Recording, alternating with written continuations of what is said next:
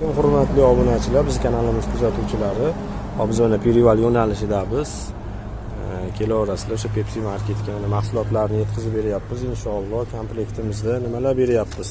Hop, 1 kilolik briket, 1.5 kilolik briketlarimiz ekan. O'zi yonadigan mahsulotlarimizni hammasidan beryapmiz akamizga. Mana har doimgidek обязательно mana maxsus o'sha bonusdagi impulslarimizni hammasini yetkazib beryapmiz. Bemalol murojaat qilaverasizlar. Mana shu yo'nalish Perival yo'nalishida Volidan Patirda biz mahsulotlarimiz bor mana inshaalloh.